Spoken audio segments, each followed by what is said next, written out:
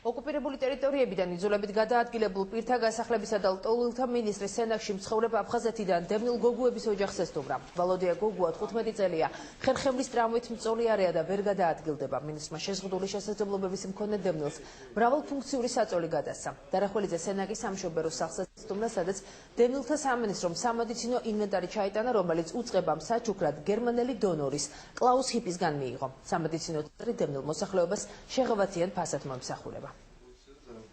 დიდი მადლობა მინდა მთელი სამშობიარო სახელით განუცხადო დევნილთა და განსახლების სამინისტროს გაწეული დახმარებისათვის. კერძოდ გადმოგვეცა მრავალფუნქციური საწოლები და კიდევ ერთხელ დიდ მადლობას ვუხდი ამ სამინისტროს.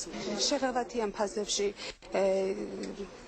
გაუწევთ აწი დევნილებს შემდეგ მომსახურეობას.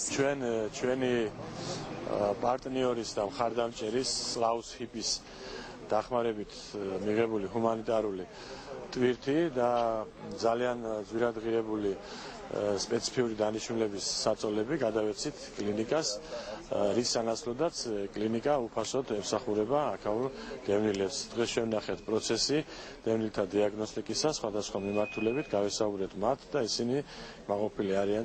აფხაზეთიდან დევნილი გალის რაიონიდან და მაქვს ზურგის, ტვინის და ვეჟილო. ძალიან მჭირდებოდა, ეს არის ფუნქციონალური საწოლი, რომელიც ჩემნაირი ადამიანისთვის არის ალბათ და ფიზიკურ მდგომარეობას ცოტა შემიმსუბუქებს.